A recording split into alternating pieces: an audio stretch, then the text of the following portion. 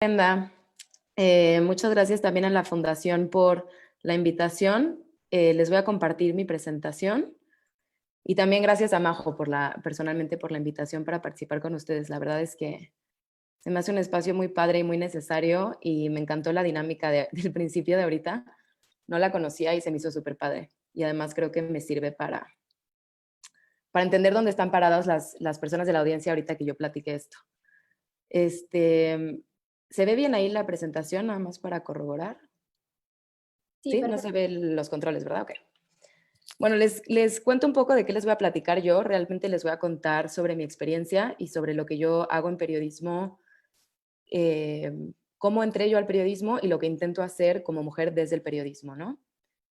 Y se va a basar un poco mi presentación en tres espacios. O en tres aristas.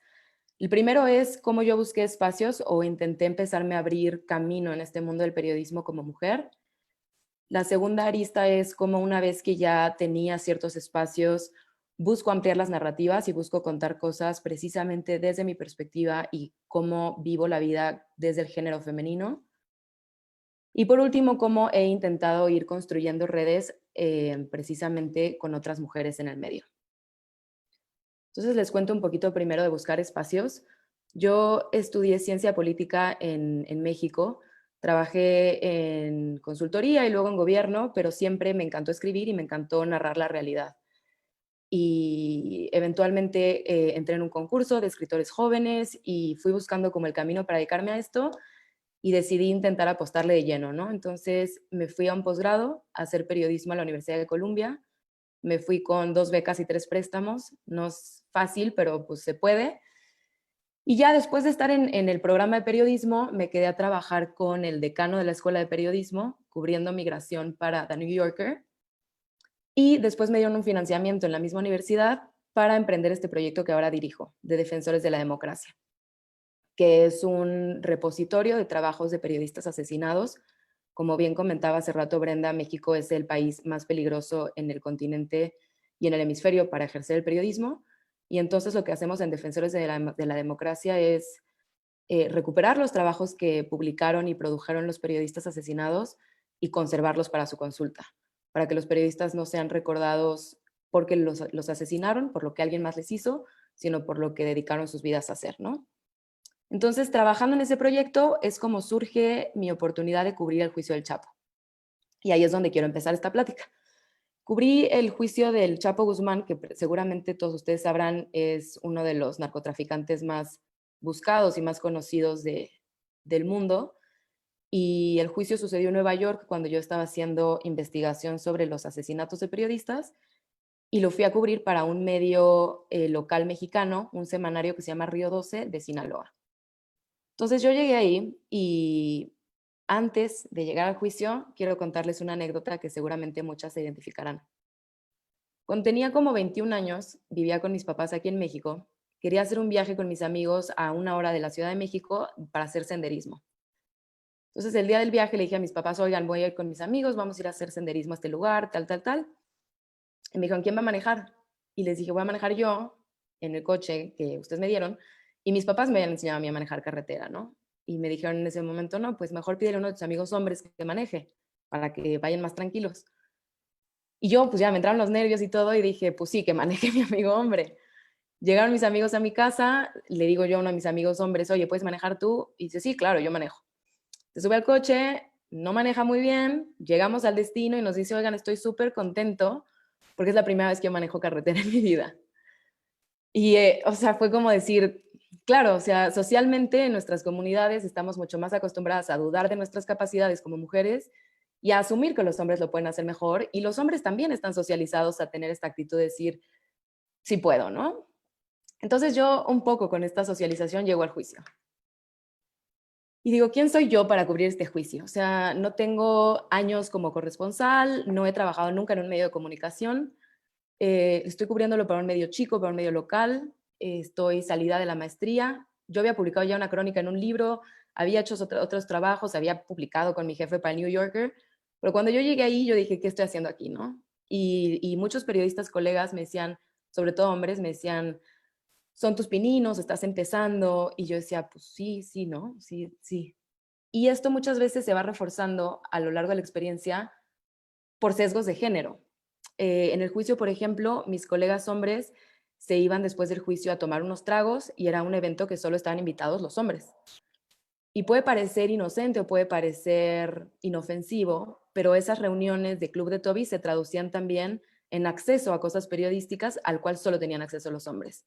Por ejemplo, invitaban a tomar los tragos al guardia del juzgado, que después les permitía entrar sin hacer fila como al resto de nosotras.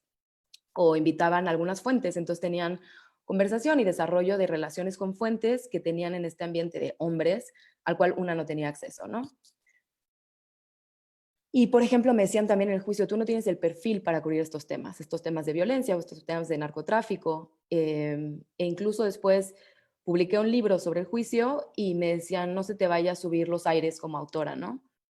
Lo cual yo interpreto que era, pues no vayas a buscar mejores condiciones para tus contratos. Y estos sesgos de género incluso a veces yo creo que no son intencionales o no son con dolo o con intención.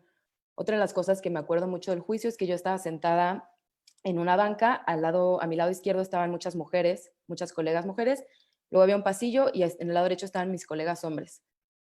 Y había mucho ruido en toda la sala del juzgado. Y entró un guardia y oyó ruido, se volteó con todas las mujeres y nos dijo, vuelvo a oír un ruido de este lado de la sala y las saco a todas sin preguntar quién fue y se quedan sin acceso por el resto del juicio, que duraba un mes más. En ese momento se pararon mis colegas hombres y me dijeron, no, ya le vamos a ir por un café, ¿quieres venir? Y les dije, no, porque yo me tengo que quedar aquí sentada, asegurándome que ese guardia me vea y me vea la cara callada, para que no me vaya después a decir, tú estuviste haciendo ruido y me saque porque era una de las que hacía ruido, ¿no? Y bueno, en el proyecto de Defensores de la Democracia también estamos haciendo un podcast que cuenta las historias de los periodistas asesinados. Y otra anécdota como de sesgo de género, yo creo que inintencional. Empezamos a grabar y a partir de la pandemia, pues muchas de las grabaciones se volvieron a distancia, ¿no? Entonces, la calidad de sonido nunca es igual cuando estás a distancia que cuando estás presencial. Y en las grabaciones se oía un poco de ruido. Y una persona de mi equipo me dijo, oye, se oye el ruido, ¿qué vamos a hacer? Le dije, no te preocupes, podemos explicar en el podcast siempre que se oye ruido porque las grabaciones fueron a distancia por la pandemia.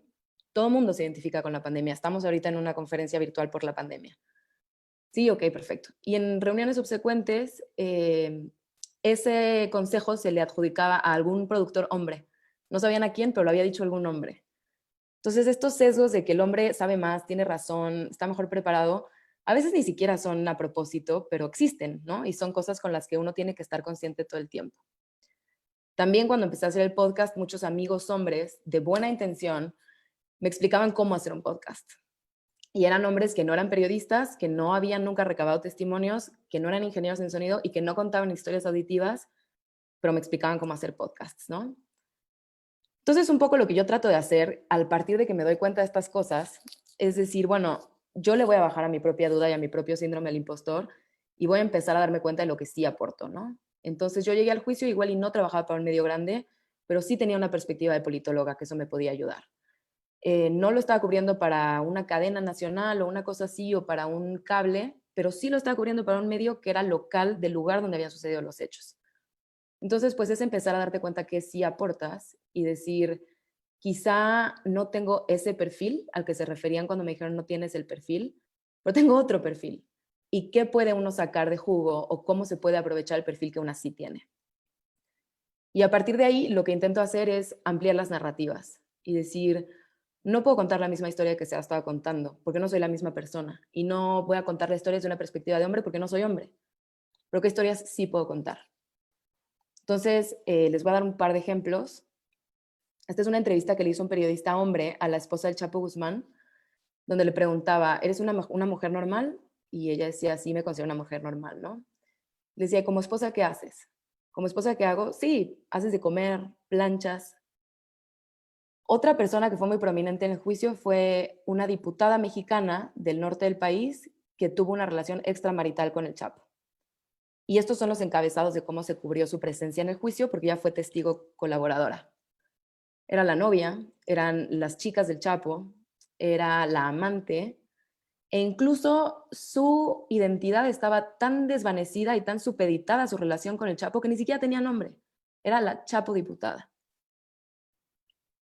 Entonces yo me pregunto si esta es la historia que tenemos que contar, si este perfil es el que se necesita para contar historias, si tenemos que seguir replicando esta narrativa masculina del hombre fuerte, villano, malvado, capaz, con las mujeres con las que se acuesta, con las que le barren, le cocinan, y que existen alrededor de su experiencia, ¿no? Que es la misma narrativa que está en ficción, en telenovelas y muchas veces replicada en los medios de comunicación. Y digo, estamos viendo hasta ahorita la historia, o históricamente la historia se ha contado desde esta perspectiva. Y no porque la mujer esté abajo, sino porque la historia la está contando el hombre. Y digo, ¿qué pasa si cambiamos de perspectiva y contamos la misma realidad desde otra visión? Y no es una historia diferente, y no es un lugar diferente, y no es un suceso diferente. Es lo mismo contado desde otra perspectiva. Entonces les comparto un poco cómo yo describí, por ejemplo, a la esposa del Chapo, me voy a saltar esta, en el juicio. Así la describo yo en mi libro, ¿no? Digo que la observábamos mucho, obviamente porque era una pieza clave del juicio. Y había gente que la veía y decía, bueno, es una víctima, ¿no? Tuvo una infancia precaria, es hija de otro narcotraficante, la eligió este cuate que le llevaba décadas de años como esposa y ella no tiene alternativas, ¿no? Otros la veían como una cómplice criminal y decían, ella se aprovecha, ella también es parte de todo esto, ella es capaz de hacer más de lo que se imaginan. Pues la verdad es que no sabemos. Y las historias son más complejas y tienen más matices. Después escribí también de Lucero Guadalupe Sánchez López, que es el nombre de esta diputada, en un ensayo reportado en Letras Libres. Y ahí lo que yo intento hacer es decir, cómo se convierte en la novia del Chapo, ¿no? Reconstruir un poco su historia, lo que sabemos de su vida y entender cuándo se convirtió en esta persona cuya identidad estaba supeditada a este hombre y cuya existencia en los medios de comunicación y un poco en el imaginario colectivo existía a partir de eso. Y por citar a Rita Segato, que es una académica, antropóloga y feminista, que creo que puede explicar esto mucho mejor, creo que son narrativas en las cuales muchas veces desde la masculinidad, que seguimos replicando, como el monstruo es un personaje predador, rapiñador, y este es como el mandato de la masculinidad, ¿no? Y una víctima, pues no necesita ser buena o mala para ser comprendida como lo que le ha sucedido, solo tiene que ser pensada como persona. Y creo que podemos extrapolar esto no solo a los temas de violencia y de narcotráfico, aunque obviamente, sino a muchas narrativas. Una de las cosas que a mí me molestaba mucho en la cobertura del coronavirus es que se plantee siempre como una cosa bélica, ¿no? Como una guerra y como el enemigo y las batallas. Y sigue siendo esta onda como de masculinidad, de batallas y del enemigo y de enfrentarse y de vencer. Y yo creo que quizás podemos hacerlo diferente. Entonces, yo cubrí el coronavirus para Gato Pardo desde el interior de un hospital y esta fue una de las piezas que más me gustó, donde relato y narro la vivencia y las experiencias de los doctores y cómo ellos se sienten, la frustración a la que se enfrentan, por qué es difícil, incluso la ansiedad y la depresión que ellos también están viendo al no encontrar soluciones con lo que ellos están entrenados, ¿no? Y ya como abarcando o, digamos, asumiendo y yéndome más hacia el perfil que sí tengo, me gustó mucho cubrir la experiencia de las enfermeras. Y digo las porque en el hospital donde lo cubrí eran más del 90% del personal de enfermería eran mujeres. Y cuando me contaron su experiencia hablaban mucho como de administración hospitalaria, de encargarse que siempre hubiera medicamentos, de saber que todo estaba listo para cuando necesitaran algo, del cuidado personal a las personas y a los enfermos, desde la higiene, el aseo, el peinarlos. Y son cosas que yo toda mi vida vi a mi mamá y a mi abuela hacer. Entonces, no podemos desprendernos de las cosas que entendemos y sabemos a partir de nuestra experiencia de género y por nuestra experiencia de género podemos explotarlas y entenderlas y explicarlas y narrarlas, que son parte de la realidad. Entonces, por último, el último ejemplo de estas cosas que yo intento visibilizar, en el proyecto que dirijo, en este archivo viviente, tenemos la opción de una búsqueda especializada avanzada, donde ustedes pueden consultar los trabajos de los periodistas asesinados para saber realmente qué escribían o cómo escribían, ¿no? Entonces, en esta búsqueda, que es como una biblioteca en línea, hay una etiqueta específica de violencia de género y ahí se pueden filtrar todas las notas que tengan que ver o estén relacionadas con violencia de género. Y de la misma manera, se pueden hacer búsquedas por palabra clave. Yo ahorita puse como ejemplo violador y le salen igual todas las notas que hayan tratado sobre violaciones. Y ahorita estamos produciendo el quinto episodio que trata específicamente de una periodista mujer asesinada y estamos empezando a entender y a investigar qué hacía su experiencia diferente por ser mujer a la experiencia de otros periodistas que fueron asesinados siendo hombres. El episodio piloto ya está en cualquier lugar que escuchen sus podcasts, por si lo quieren escuchar, pero el resto de la temporada viene hasta enero. Y bueno, en este mismo sentido, otra cosa que yo intento hacer en mi periodismo es equilibrar no solo la manera en la que veo la realidad y relato las experiencias de otras personas, sino también, por ejemplo, en entrevistar y asegurarme que mis sujetos y mis fuentes tengan un equilibrio de experiencias, ¿no? Evidentemente no entrevistar solo hombres, sino también entrevistar mujeres, pero también entrevistar personas cuyas experiencias yo no represento, porque yo no represento una multiplicidad de intersecciones que existen allá afuera, ¿no? Yo no represento muchas experiencias como, por ejemplo, de maternidad, de comunidad LGBTQI, de raza, de capacidades diferentes, que también históricamente, así como la visión y la perspectiva de las mujeres no ha tenido suficiente representación, pues sigue buscando espacios, ¿no? Y ya el último arista de la que yo quería hablar es construir redes. Y para mí, no quiere decir que todos mis colegas hombres hayan sido misóginos ni malos. Muchos colegas hombres han sido maravillosos y han sido, incluso me han abierto muchos espacios. Pero es importantísimo y para mí ha sido una diferencia esencial encontrar y contar con redes de mujeres profesionalmente. Por ejemplo, la editora con la que trabajé el texto de Letras Libres era mujer y fue importantísimo que así fuera porque compartía mi necesidad de importancia en contar esa historia e incluso contribuyó mucho a hacerla mejor. Actualmente mi agente literaria es mujer y eso ha sido también importantísimo para mí porque implica que entiende muchos sesgos y muchas desventajas y muchas condiciones desequilibradas que puede haber en la industria de publicación de libros. Y pues eso sería realmente todo. Aquí les dejo maneras de comunicarse conmigo. Creo que corrí un poquito, pero me pongo nerviosa cuando hablo en público y me acelero. Entonces, No, gracias, Ali, por tu testimonio. La verdad que creo que en muchos comentarios leí que están muy identificados con lo que nos cuentas. Y bueno, te voy a hacer unas preguntas que nos están llegando ya. Oscar Rivas te quiere felicitar primero por el trabajo que has hecho y le encanta cómo haces un llamado contra las cosas desde otra perspectiva y nos pregunta cómo pueden aportar los hombres y que sin quererlo son parte de esta narrativa, cómo cambiar las narrativas agresivas. bueno, muchas gracias, Oscar. Yo creo que es una muy buena pregunta y creo que empieza un poco por la información, ¿no? Por la información y la educación y entender y cuestionarte mucho a ti mismo sobre los sesgos que puedes tener y sobre las maneras en las cuales puedes estar representando las cosas por algo aprendido o porque crees que así deben de ser, pero todo el tiempo como hacerte preguntas, ¿no? Decir, ¿está bien esto? ¿Debe ser así o no? Y apoyarte en cosas que se hayan escrito ya y que existan sobre equidad de género, sobre representación y sobre interseccionalidad. Y yo es lo que yo intento hacer, checarme a mí misma muchas veces en los aspectos y en las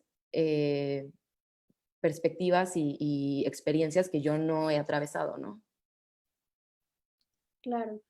También nos preguntan que si consideras que la forma de escribir de los periodistas que fueron asesinados dependió de su narrativa, de lo que escribían. Qué interesante pregunta. Yo creo que sí, yo creo que el mundo en el que vives y el universo en el cual estás inmerso informa cómo lo cuentas, definitivamente. Y creo que en el caso de los periodistas asesinados de México, mucho que ver con la violencia final que experimentaron, tenía también mucho que ver con la violencia estructural que rodeaba sus carreras, eh, que lo hace mucho más complejo y mucho más Triste en algunos casos, pero también mucho más interesante. Y ahí los invito a oír el podcast, que es lo que intentamos hacer. Intentamos un poco desglosar las capas de violencia y de precariedad. Gracias, Ale. Eh, También otra pregunta es, ¿cómo crees que ha influido para ti estos estereotipos de género? ¿Si ha influido para bien o para mal en tu carrera? Y un poco aunado a esa pregunta, ¿cuál ha sido la experiencia o tema más difícil que has tenido que analizar y reportar? Sí, yo creo que los estereotipos son súper fuertes y cuando uno va creciendo, sobre todo, ve cosas que piensa, pues quizás eso es lo normal o así tienen que ser las cosas. Y yo creo que por eso es tan importante que existan ejemplos de representación donde una se pueda ver reflejada en ejemplos quizás más realistas o a los cuales una quisiera realmente aspirar. Y en este sentido, la verdad es que de verdad felicito estos foros y me siento súper honrada además. Y cuando me invitaron primero dije como, pues espero tener algo que decir, pero creo que son muy importantes para poder ver reflejadas mujeres y otras experiencias a las cuales aspiramos, ¿no? Y la segunda parte de la pregunta, ¿cuál era? Perdón, apagué el micrófono.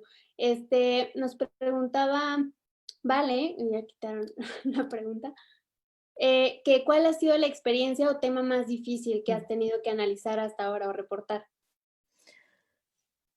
Yo creo que diría 2. Uno, yo tuve como mucho conflicto personal con cubrir los temas de las mujeres implicadas o involucradas en el juicio del Chapo, porque las 2 que mencioné, Emma Coronel, la esposa del Chapo, y Lucero Guadalupe Sánchez López, ambas eran mujeres mexicanas como yo y las 3 teníamos la misma edad. Entonces había cosas que yo decía, compartimos muchas circunstancias y muchas cosas parecidas, pero a la vez, evidentemente, nuestras historias y nuestros caminos son completamente diferentes, ¿no? Y había muchas cosas también institucionales que yo notaba que había tratos diferenciados con ellas. Y eso, entender, tratar de desmenuzar qué eran esas cosas que a mí me hacían sentir tan incómoda y tratar de entenderlas, me costó mucho trabajo, me costaron meses de estar pensando en esto. El artículo, para poner ejemplo de temporalidad, el juicio terminó el 12 de febrero de 2019 y el artículo de Lucero en Letras Libres yo lo publiqué en enero del año siguiente. Y la otra que ha sido muy difícil ha sido el podcast, porque en el podcast, como no necesariamente tiene que ver con género, pero tratamos de entender factores que llevan a este último momento violento, que tienen que ver con realidades muy complejas, con realidades institucionales, estructurales, culturales muy complejas, que todo abona y todo añade, y desmenuzarlo para explicarlo ha sido muy complicado. Gracias, Ale. Ale, un favor, ¿podrías dejar de compartir tu Sí. pantalla para que te vean más grande? Muchas gracias. También nos pregunta Lizeth Gutiérrez si crees que la falta, ¿qué le falta a la sociedad para que por fin pueda hablar de una sociedad con equidad de género? Uy, yo creo que nos falta aprender mucho. Creo que nos falta mucho vernos al espejo, tanto hombres como mujeres. Yo creo que yo en los últimos años me he dado cuenta leyendo, cuestionando y tratando de aprender mucho de género, de mi propia misoginia y de mis propias experiencias con otras mujeres, pero también conmigo misma, de, sí, como de esta socialización. Creo que nos falta entender mucho, aprender mucho, preguntar mucho, cuestionar mucho y escucharnos mucho. Pero creo que, en resumen, vernos al espejo y entender las cargas misóginas que traemos todos. Claro, sí, completamente de acuerdo contigo. María Fernanda Flores nos pregunta si cuando tratas temas sensibles, ¿cómo haces para balancear tus sentimientos al momento de estar escribiendo y de investigar? Sí, súper buena pregunta, gracias por esa pregunta. Este, creo que paso por muchos procesos emocionales a lo largo de cuando reporteo. Y lo que intento hacer también es escribir, tengo una columna, escribir mucho como la parte personal, no negarla, como asumir que yo estoy teniendo que el reporteo está teniendo un efecto en mí, plasmarlo en mi columna o escribir específicamente de eso en otro texto, por ejemplo, en ensayos, escribí unos ensayos de cuando cubrí migración, que era sobre todo de la culpa que yo sentía y de la impotencia que yo sentía, y ser capaz de separar lo que yo quiero plasmar como experiencia personal y mis, digamos, mis ideas al respecto de lo que yo plasmo como hechos y de lo que yo estoy capturando como narrativa reporteada. Gracias, Ale. Vamos a hacer un par de preguntas más para ir cerrando. Y Elisa Maya nos pregunta, ¿cuál crees que sea la mejor manera de acercarse a un medio editorial para que conozcan tu creación? Em, Creo que lo más útil o lo que yo he intentado hacer y lo que me ha servido ha sido un poco como por dos vías. Producir cosas, publicar cosas que me interesan, tener productos que a mí me enorgullecen y que reflejen el tipo de cosas que yo quiero hacer en el futuro, porque no me sirve de mucho publicar cosas que no quiero hacer, porque cuando busque otros espacios, lo que voy a tener para enseñar son cosas que no tengo ganas de hacer. Entonces, buscar espacios donde pueda publicar o escribir, incluso si es blog o no tiene que ser un medio, pero hacer las cosas que yo quiero hacer en el futuro y tener algo que mostrar, ¿no? En el momento que haces un acercamiento con un editor o con una publicación, decir, esta soy yo, esto es lo que he hecho y aquí hay ejemplos, ¿no? Y la otra es acercarte mucho a las personas. A mí me ha servido preguntar mucho, entender las partes que tengo que aprender y pedir ayuda y pedir, oye, me gustaría hacer esto, ¿cómo le harías? ¿Conoces a alguien acá? Y creo que eso es súper útil también. Y también les dejo ahí mi Twitter, por eso si quieren platicar o escribirme, si de algo les puedo ayudar, ahí está. Gracias, Ale. Te voy a leer algunos comentarios que te están haciendo. Una persona anónima dijo que le llama mucho la atención cómo te conectas con lo humano. Tu visión es profundamente empática con el otro, ya sea hombre o mujer, y eso se agradece. Claudia García, perdóname, nos pregunta también rápido, ¿cómo generar redes de apoyo efectivas entre mujeres? La verdad es que mi experiencia en las redes de apoyo entre mujeres ha sido muy natural. A diferencia de con los hombres, que ha habido muchos colegas, insisto, muy agradables y muy amables conmigo, la actitud suele ser un poquito paternalista o un poquito protectora. Y con las mujeres ha sido muy natural. O sea, mis amigas reporteras son las que me dicen, oye, esta crónica está muy buena, muévela. Colegas que hacían televisión o amigas que hacen televisión, yo en el juicio hice Facebook Lives, me daban tips, me decían, chécate en esto, ve la iluminación, párate así. No sé por qué, pero siento que es un espacio como generoso. Creo que sea bastante natural. Acercándote y preguntando, creo que se abren espacios bien padres. Gracias, Ale. Por último, ya es la última pregunta. Andrea Contreras quiere saber, bueno, ella opina que hay una brecha de género entre los que ejercen el periodismo, pero también hay una brecha entre las o los protagonistas de las historias. ¿Cómo hacemos para reducir eso? Totalmente, totalmente en los protagonistas de las historias y en los expertos citados en las historias, ¿no? Es súper común ver que los expertos son hombres. El doctor experto es hombre, el académico experto es hombre. Y yo creo que regresando un poquito a la pregunta original de cómo cambiar estas cosas, es haciendo un esfuerzo consciente y decir, a ver, ¿en serio no hay expertas mujeres? ¿En serio no hay médicas? ¿En serio no hay una académica que haya trabajado este tema? Y en el mismo sentido, fijarte en los sujetos y en los protagonistas y decir, es protagonista, y el narcotráfico es un ejemplo excelente. Solo las historias de narcotráfico solo pueden ser historias de hombres porque principalmente quienes son más visibles en el ejercer ese tipo de violencia son hombres. No, la violencia y el narcotráfico es un ecosistema donde existe todo mundo y donde coexisten tanto hombres como mujeres. Y puedes escoger contar la visión del hombre y al protagonista hombre, o puedes elegir cambiar la perspectiva y decir, y aquí al lado había una mujer todo el tiempo, y ella, ¿por qué estaba atravesando? Me acuerdo, no sé si ya dije esto, pero me acuerdo que cuando presenté el libro del Chapo, en una universidad había ponentes hombres y digo, escuchas en la audiencia mujeres y hombres, y en algún momento les pregunté, cuando hablaba yo de la diputada, les decía, ¿ustedes se imaginan en un momento decir, bueno, yo tenía esta relación extramarital con el Chapo, pero ya no quiero, ya quiero cortar al Chapo? Y todos los hombres impávidos y las mujeres se morían de risa, porque hay toda otra experiencia que no se está contando. Entonces creo que es hacer un esfuerzo consciente de voltear esa narrativa. Ale, muchas gracias por estar el día de hoy con nosotros. Para mí fue un placer escucharte Y la verdad que ojalá compartamos más espacios como hoy. Muchas gracias por estar aquí y no sé si quieras decir algo como cierre y para ya pasar a la segunda ponente. Nada, agradecerles muchísimo el espacio, felicitarlos por hacer estos foros y gracias Brenda por moderar. Y pues nada, feliz de haber estado acá. Mil gracias.